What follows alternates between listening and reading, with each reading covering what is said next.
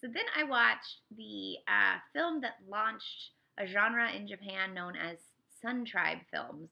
Sun Tribe films were a series of films over about a decade that followed youth culture in America, similar to like Youthquake in, I think it was England that had a Youthquake, of just post war angsty teenagers who were rich and fucking around and either violent or sexually aggressive or any number of those things combined, but completely breaking from the traditional rules of Japanese society and decorum.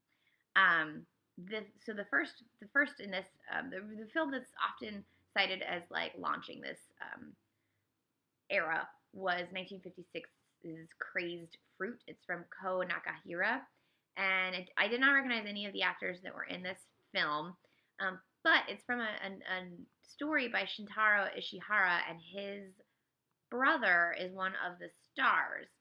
So that was fascinating.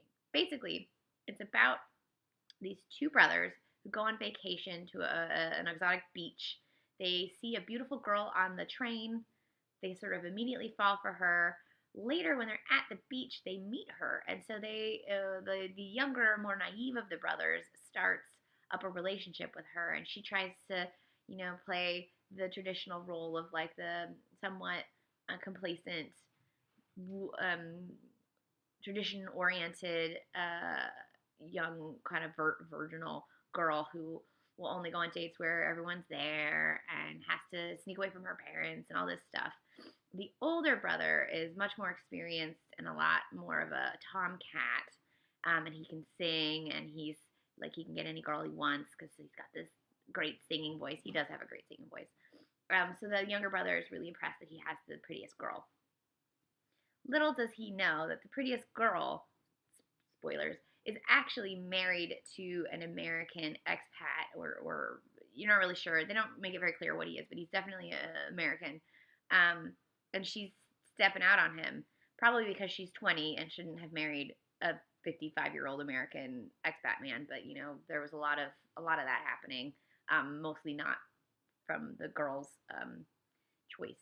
And so the older brother finds this out and starts to blackmail her, and you get to see more of who she really is. You also get to really learn how kind of awful the older brother is. Everything comes to a head when the older brother straight up steals the girl from the younger brother, and they have a confrontation on these speedboats. I'm not gonna tell you what happens, but my mouth was on the floor with the ending. I was like, what? So it's very jazzy. There's a lot of there's a jazz score. There's jazz songs. There's a lot of American culture mixed in. There's a lot of that mid-century costuming of that westernized, what you would picture in like Happy Days type costuming going on with them, plus the spiky sunglasses. There was a really interesting use of the Hawaiian shirt. Hawaiian shirt became a big craze at this time because of all of the American soldiers that were in Hawaii who then brought it back to the mainland, but then they also brought it to Japan, and so the Hawaiian shirt just went everywhere and it exploded, as did bikinis and more modern swimwear, and all of that is all mixed in to the visuals of this film. It's very in line to some extent some films that were happening in Italy at the time as well. I'm thinking like Rocco and his brothers. So there's a lot of this like post-war. These are kids who were kids during the war. They are now teenagers, and they are angry, and they are confused, and they're in a new world, and they don't know what to do, and their parents don't know how to deal with them. And and obviously you have in America at this time the rise of the teen angst film, Rebel, and 8,000 bad girl movies. So it's fascinating to see how all of these films sort of came about throughout the world at the same time, but this rebellion of youth culture against tradition manifested differently in the different countries depending on what the tradition was and how extreme against that you could go, dependent on what the culture was for your country. So the next one I watched was called The Warped Ones. This is from Koreyoshi Kurahara, and it's about a group of kids who are just out of a juvenile delinquent like school, not school. They were out of the pen. They were delinquents. I'm gonna go on a tirade of like this guy. He and his friends, they are going off to the beach, but they like find a drunk, passed out girl, and they rape her. They start just destroying things and going after people, and then the one guy goes after his own friends because he realizes how he got where he was, and literally everyone is terrible to everyone in this movie. And the main character is one of the most violent, like, anti-heroes you're ever gonna see. Like, he makes Travis Bickle look like a Boy Scout. He's so completely horrendously awful and unapologetically so.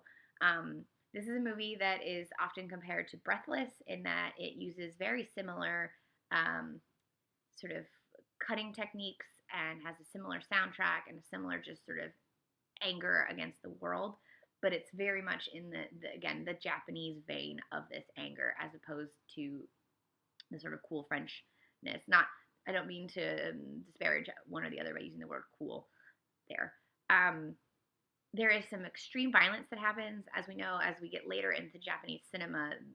A lot of their violent films are very, very violent, and this was sort of the beginning of that violence. Well, we got violence in all of cinema as we started moving later into the 70s. So this was a film that very much took that rebellion, Sun Tribe rebellion, and then amped it even more to bring in so many layers of violence, and violence for why is he violent? Who knows? We don't know anything about his family. We don't know anything about his situation. We just know that he wants to destroy as many things and people as he possibly can, and it's really intense. Um, so, so this was Crazed Fruit and the Warped Ones. There's several more of these Sun Tribe films on Filmstruck. I'm hoping I'll get to watch them. We'll see. It's definitely a different phase in Japanese cinema from what I'd been watching before, and I really like the contemplative 30s stuff as I like American 30s films as well, so we'll see where I get. But it was definitely interesting to see this big change in the kind of cinema that this country was making and how it relates to the world cinema around it.